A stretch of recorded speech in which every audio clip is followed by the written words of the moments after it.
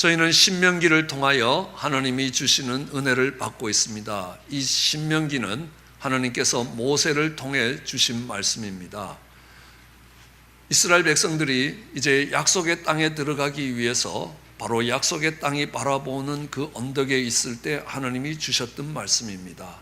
이제 약속의 땅에 들어가서 그 땅이 축복의 땅이라 일컬어진과 같이 너희가 축복을 받고 그 축복을 누리고 그 축복을 자손들에게 전해줄 수 있는 사람이 되도록 해주셨던 말씀입니다.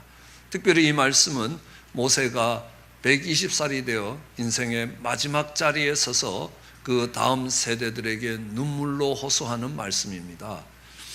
특별히 이 말씀은 이스라엘 백성들이 40년 전에도 그 자리에 서 있었습니다.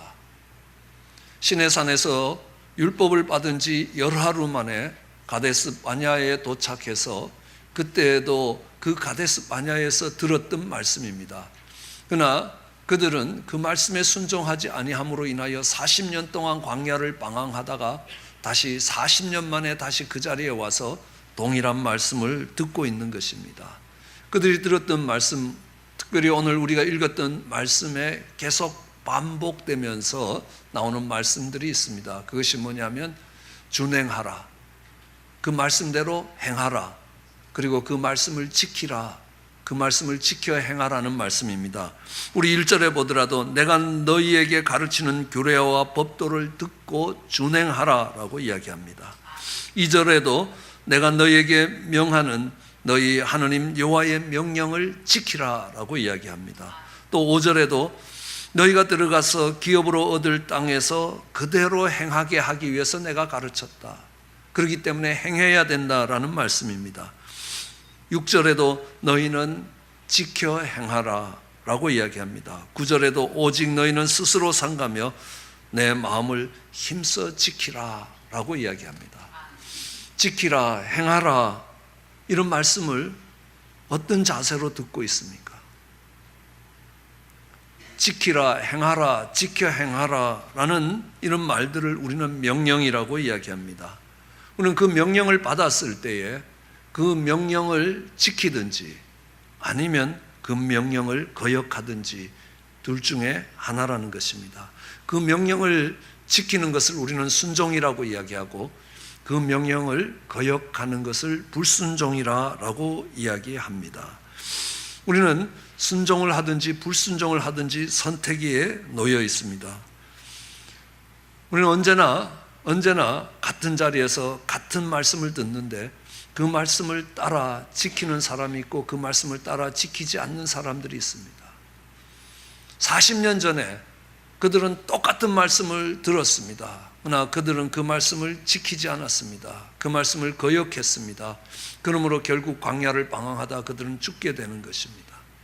40년 만에 다시 돌아온 이 자리에서 그들은 그 말씀을 들었습니다.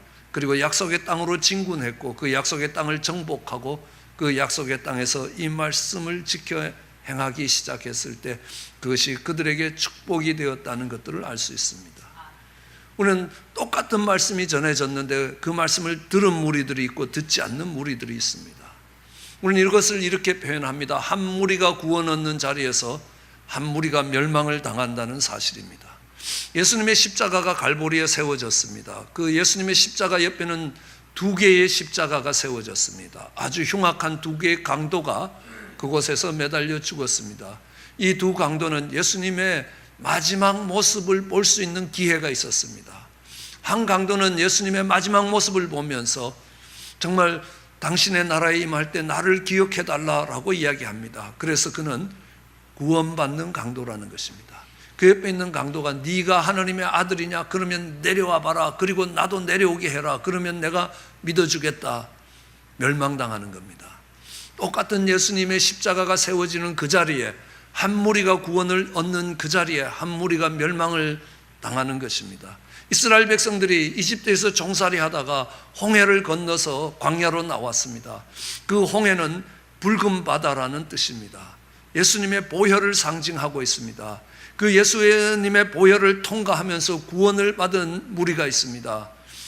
그 이스라엘 백성들을 잡겠다고 그 홍해를 따라가던 애국 군대는 다 그 바다에서 수장되어 죽음을 당하게 됩니다.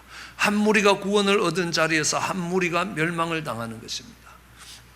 노아의 홍수가 있었습니다. 홍수가 끝난 뒤에 노아가 포도를 가지고 포도주를 만들었습니다. 그래서 먹었습니다. 취했습니다. 그래서 노아가 벌거벗고 자고 있었습니다. 그때 노아에게 세 아들이 있었습니다. 함이라는 아들이 제일 먼저 와서 아버지가 벌거벗고 자는 모습을 봤습니다. 나가서 아버지 벌거벗고 잔다고 떠들어댔습니다. 그러자 정말 이 노아가 일어나서 그 함을 저주합니다. 함의 아들 가나안은 저주를 받아서 그 형제들의 종의 종이 될 것이라 라고 이야기합니다. 이 노아가 벌거벗고 자고 있을 때에 셈과 야벳은 옷을 들고 와서 거꾸로 걸어 들어와서 그 부끄러운 모습을 보지 않고 가렸습니다. 그것이 그들에게 축복이 되었습니다.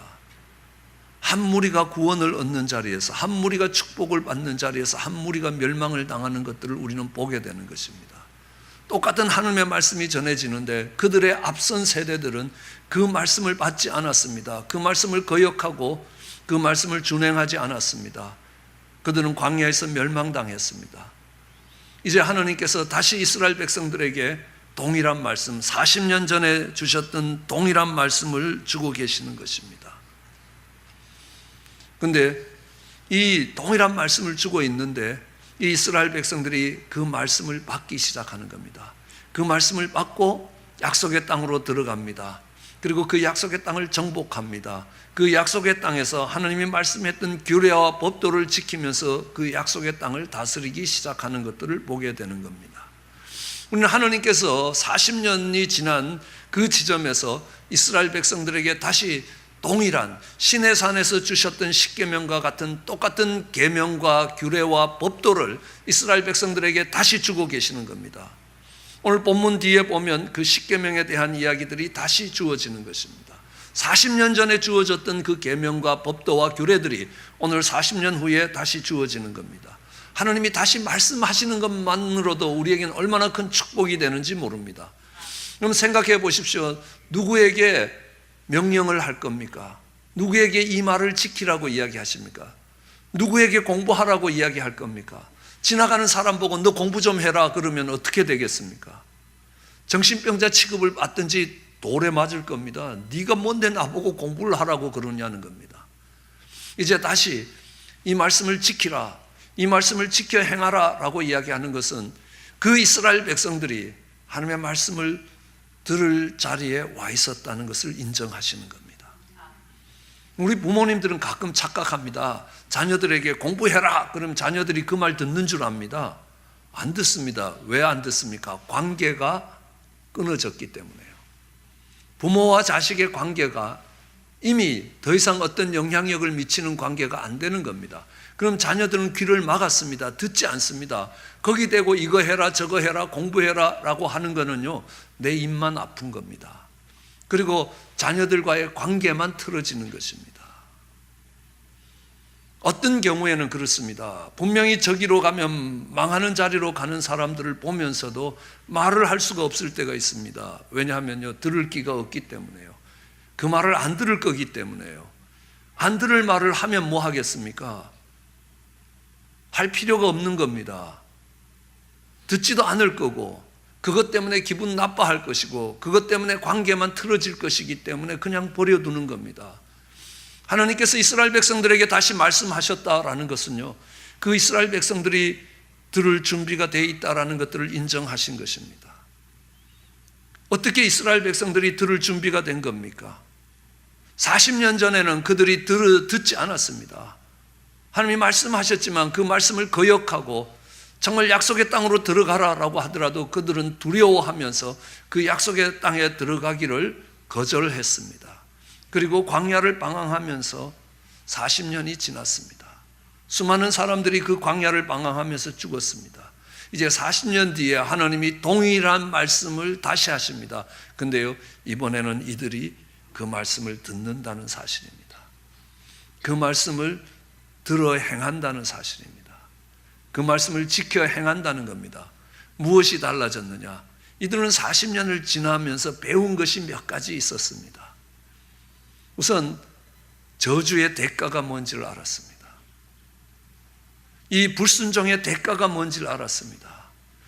하나님이 축복으로 주신 말씀을 거절하고 그 약속의 땅에 들어가지 않았던 결과가 뭐냐 하면요, 40년 동안 광야를 방황하는 거였습니다. 그 말씀에 순종해서 들어가고자 했던 갈렙과 여호수아만 살아남아 있었습니다. 나머지는 그 광야에서 그 나그네로 다 죽었다는 겁니다. 정착할 수 있는 땅을 얻지 못한 채 죽었습니다. 이사야서 1장 19절로 20절은 우리에게 이렇게 말씀합니다. 너희가 즐겨 순종하면 땅의 아름다운 소산을 먹을 것이요 너희가 거절하여 배반하면 칼에 삼키우리라. 여호와의 입의 말씀이라는 겁니다. 우리는 잘 알고 있습니다. 그 불순종이 갖고 오는 대가가 어떤 것인지요. 사울은 하나님이 하시는 말씀을 듣지 않았습니다. 그러므로 그는 하나님이 세우신 왕의 자리에서 내려와야 되는 결과가 그에게 찾아왔습니다. 요나는 니느웨로 가라는 하나님의 말씀을 거절했습니다. 왜요? 거기 가기 싫었습니다. 가는 것이 두려웠습니다. 어려운 일이었습니다. 그의 능력으로 감당이 안 되는 일이라고 생각했습니다. 그래서 그는 다시스로 도망갔습니다. 그는 풍랑에 휩쓸리기 시작하고 결국 큰 물고기 수월의 뱃속에서 모진 고통을 당하면서 다시 일어서서 니느웨로 가는 것들을 보게 되는 것입니다. 그 불순종의 결과가 어떤 것인지, 그 불순종의 대가가 어떤 것인지 그들은 40년 광야 생활을 하면서 뼈저리게 배웠던 것입니다.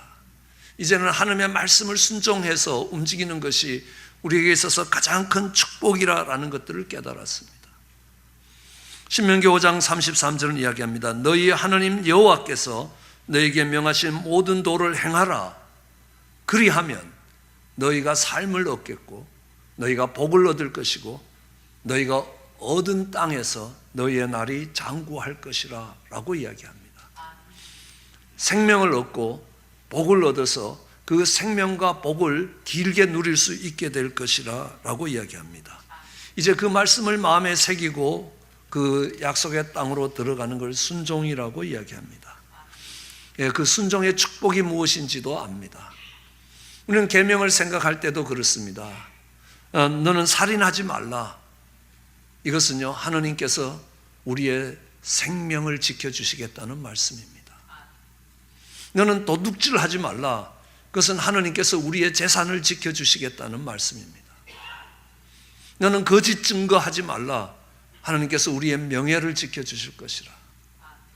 너는 네 부모를 공경하라라는 겁니다. 하나님께서 우리의 권위를 지켜주시겠다는 말씀입니다. 그 순종이 축복을 가져오며 불순종이 그들로 하여금 40년 동안 광야를 방황하게 만들었다는 그 뼈아픈 교훈을 배우면서 이제는 하나님 말씀에 순종할 준비가 되어 있었습니다. 그들이 40년 동안 광야를 방황하면서 배웠던 것이 또 하나 있습니다. 그들은 약속의 땅에 들어가기를 두려워했습니다. 우리는 저 약속의 땅을 정복할 수 없고 저 약속의 땅을 정복하는 전쟁 중에 죽게 될 것이라 저들과 싸워서 이길 수 없다고 생각했습니다. 왜냐하면 약속의 땅에 사는 사람들을 보니까요, 머리 하나는 더 큰 겁니다. 우리가 그 사람들 앞에 서니까 메뚜기처럼 초라하게 보인다. 그들이 가지고 있는 성들은 산꼭대기에 철옹성처럼 굳게 서 있다는 겁니다. 산 위에 있는 성을 정복하려면 4배의 화력과 4배의 인력이 필요한데 우리는 갖고 있는 무기가 동으로 만든 칼이고 저 사람들은 갖고 있는 무기가 철로 만든 칼이라 몇 번만 부딪히면 우리 칼이 그냥 똑 부러질 거라는 겁니다. 싸움이 되질 않는다. 그런데 우리가 어떻게 저들을 정복할 수 있겠느냐? 도저히 못한다는 겁니다. 두려움에 잡히기 시작했습니다. 우리로서는 우리의 능력을 가지고는 저 약속의 땅을 정복하는 것이 너무 어렵다는 겁니다. 그럴 때 하나님이 말씀하십니다. 너는 날 우습게 봤다는 겁니다. 내가 저 땅을 너에게 줄 수 없는 그런 초라한 하나님이라고 생각하느냐는 겁니다. 나는 전능한 하느님이라는 겁니다. 이스라엘 백성들은 하느님께서 그들이 이집트에서 종살이 할 때에 어떻게 그 이집트에서 종살이 하던 그들을 이끌어냈는지 그들이 잊어버렸다는 겁니다. 지금 너희가 들어가고자 하는 이 가나안하고는 비교도 할 수 없을 만큼 자기 무덤을 산처럼 피라미드를 만들던 그 이집트 왕을 항복시키고 내가 너희를 이끌어내고 너희가 농사짓지 못하는 이 광야에서 그 출애굽을 하면서부터 시내산까지 오는데 50일, 그 시내산에서 가데스 바냐에까지 오는 열하루 61일을 내가 너희를 먹이고 입히지 않았느냐는 겁니다. 단 열흘도 살 수 없는 그 광야 땅에서 내가 너희를 먹이고 입히고 여기까지 왔는데 내가 그 약속의 땅으로 너희를 인도하지 못할 거라고 생각하느냐는 겁니다. 약속의 땅에 갔다 온 정탐꾼들이 하는 보고를 듣고 두려워하면서 약속의 땅에 들어가기를 정말 주저하는 그 이스라엘 백성들에게 하나님이 하신 말씀이 있습니다. 민수기 14장 11절 말씀입니다. 여호와께서 모세에게 이르되 이 백성이 어느 때까지 나를 멸시하겠느냐? 내가 그들 중에 모든 이적을 행한 것도 생각지 아니하고 어느 때까지 나를 믿지 아니하겠느냐? 언제까지 안 믿을 거냐는 겁니다. 그들이 하나님을 의지하여 약속의 땅에 들어가는 것들을 거절할 때 하나님이 뭐라고 이야기하냐면 네가 날 멸시했다는 겁니다. 우리말로 표현하면 날 우습게 봤다는 겁니다. 내가 그것도 못할 하나님으로 봤느냐는 겁니다. 하나님이 그로부터 이스라엘 백성들이 40년 동안 광야를 방황하게 합니다. 그럼 광야는 어떤 곳입니까? 물이 없는 곳입니다. 씨를 뿌릴 수 없는, 농사를 지을 수 없는 땅입니다. 한 번도 자기들이 씨 뿌리고 농사 지어 본 적이 없다는 겁니다. 마실 물도 없는 곳입니다. 사나운 짐승과 독충들이 드글드글 하는 곳이라는 겁니다. 내가 그 광야에서 40년도 내가 너희를 지키고 보호하고 먹이고 입힐 수 있는 하나님이시라는 겁니다. 이스라엘 백성들이 40년 동안 광야를 돌면서 그들이 배운 게 뭐냐는 겁니다. 하나님이 어떤 분이신지, 하나님이 어떤 능력을 행하고 계시는지를 그들은 배운 겁니다. 이제는요, 그 하나님께서 약속의 땅에 들어가라, 그리고 내가 하는 말을 지키라 라고 했을 때 그들은 두렵지 않았습니다. 약속의 땅에 들어갈 수 있었습니다. 왜요? 하나님이 어떤 분인지 알았기 때문에요. 하나님이 살아 역사하시기 때문에요. 그렇지 않습니까? 물설고 낯선 곳에 와서 말도 통하지 않는 곳에서 빈손 들고 이 땅에 왔는데 40년 동안 하나님이 먹이시고 입히셨다는 겁니다. 그럼 이제 약속의 땅에 들어갈 수 있다고 이야기하시는 겁니다. 왜요? 지금까지 지키시고 지금까지 인도해 오신 그 하나님이 어떤 분이신지 알기 때문입니다. 이스라엘 백성들은 40년 동안 광야를 지나가면서 그것을 배운 것입니다. 이스라엘 백성들이 40년 광야를 지나가면서 배운 게 또 하나 있습니다. 그들은 40년 광야를 지나가면서 하나님이 행하시는 기적을 바라보면서 감사하고 하나님께 찬양하며 그렇게 광야를 지나가지 않았다는 사실입니다. 그들은 그들의 삶에 조금이라도 불편한 게 오고 조금이라도 어려운 일들이 오면 언제든지 원망하고 불평했다는 겁니다. 아니 40년이 지난 그때에 가데스 바냐에 다시 왔을 때에 여전히 왜 마실 물이 없느냐, 우리 형제들이 광야길에서 죽었을 때 같이 죽었던 것이 훨씬 복되다, 이렇게 이야기했던 겁니다.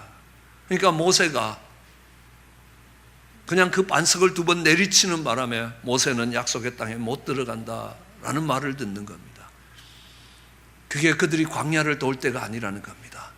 40년 동안 광야를 돈 그 결과가 그렇다는 겁니다. 40년 동안 하나님이 먹이시고 입히셨음에도 불구하고 지금 조금만 불경기가 와서 살아가는 비전이 보이지 아니할 때 원망하고 두려워하면서 차라리 죽는 게 낫겠다라는 생각들을 하는 우리와 별 차이 안 난다는 겁니다. 그런데 거기서 배울 수 있는 게 있었습니다. 그럼에도 불구하고 하나님이 끝까지 그 이스라엘 백성들을 붙드셨다는 사실입니다. 그들이 잘했고 그들이 하나님 백성 되기에 합당했기 때문에 하나님이 그들을 붙들어 주신 것이 아니었습니다. 그들이 패역되고 시간 나면 원망하고 불평하던 그들을 하나님이 포기하지 아니하고 끝까지 붙드셨습니다. 그러면요, 확신할 수 있는 게 있습니다. 다시 약속의 땅에서 넘어지더라도 하나님 다시 붙들어 주실 것이고 다시 세워 주실 것이라는 겁니다. 실패를 두려워하지 않을 수 있다는 겁니다. 그리고 약속의 땅에 전진해 갈 수 있습니다. 그들이 배운 것이 무엇입니까? 하나님이 살아계시고 그 하나님이 능하신 팔로, 강한 팔로 그 40년 동안 이스라엘 백성들을 지키셨다는 겁니다. 또 다른 팔에 그들이 패역되고 정말 그들이 원망하고 불평할 때도 여전히 하나님께서 그들을 붙들고 정말 그들에게 은혜를 계속 하셨다는 겁니다. 그들이 자격이 있어서 여기까지 온 것이 아니라 그들은 패역되어 멸망당해야 마땅한 인간임에도 불구하고 하나님이 붙들고 여기까지 오신 겁니다. 제가 생각해 봐도 그렇습니다. 정말 허리가 아파 끙끙거릴 때요, 하나님 일으켜 주시면 내가 숨을 쉴 때마다 하나님께 감사하리이다. 그런데 일어나서 다니기 시작하니까요, 까마득하게 잊어먹습니다. 우리 아내가 자궁에 혹이 있어서 아이를 갖지 못할 때 하나님이 아들을 주시면 그 아들 얼굴을 볼 때마다 하나님께 감사하고 하나님의 성호를 찬양하리이다 라고 하는데요, 웬일인가 그 아들이 속썩이면요, 찬양은 어디 갔는지, 왜 저런 아들을 주셔갖고 나로 하여금 이렇게 힘들게 만드시나이까. 우리가 그것이 광야를 지나가는 우리의 처절한 모습이라는 겁니다. 그럼에도 여전히 하나님의 선하신 손길로, 그 은혜로운 손길로 우리를 붙드시고 여기까지 오게 하신 것입니다. 그때 우리에게 생기는 것은 믿음이라고 이야기합니다. 왜요? 하나님의 능력을 믿습니다. 하나님의 선하신 의지를 믿습니다. 그렇기 때문에 그 하나님을 신뢰하고 담을 넘을 수 있고 요단을 건널 수 있고 그 하나님의 말씀을 따라 진군할 수 있게 되는 겁니다. 믿을 때만 순종이 가능합니다.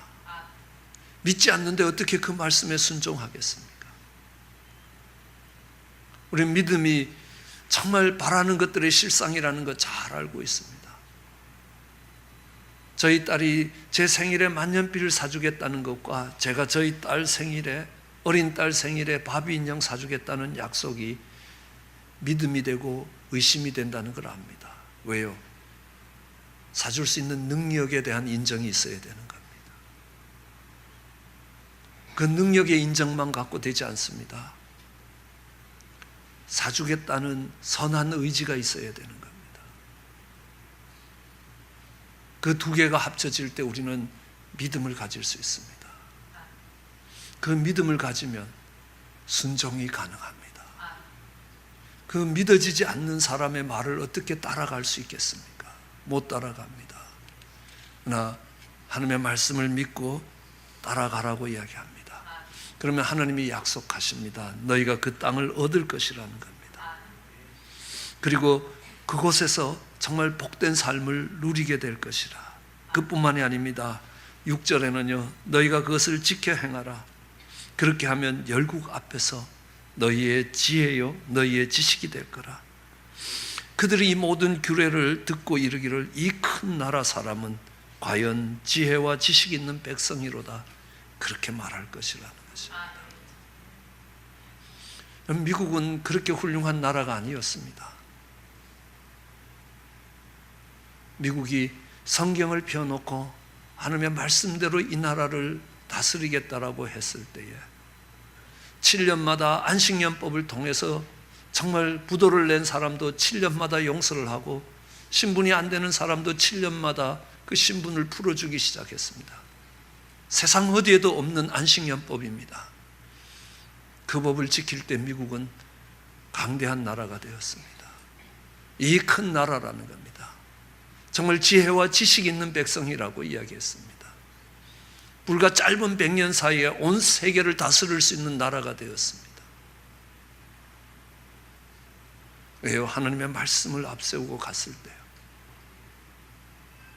그 말씀을 버릴 때 어떤 결과가 오는지도 우리는 너무나 잘 알고 있습니다. 오늘 약속의 땅에 들어가는 그 백성에게 모세는 정말 애끓는 심정으로 그의 생애의 마지막으로 간곡한 부탁으로 너희는 그 하나님의 명령과 규례를 지키라는 겁니다. 준행하라는 겁니다. 지켜 행하라는 겁니다. 그럼 그것이 너희에게 복이 될 것이라. 그 말씀을 새겨 듣는 저와 여러분 되시길 주의 이름으로 축원합니다. 기도하시겠습니다.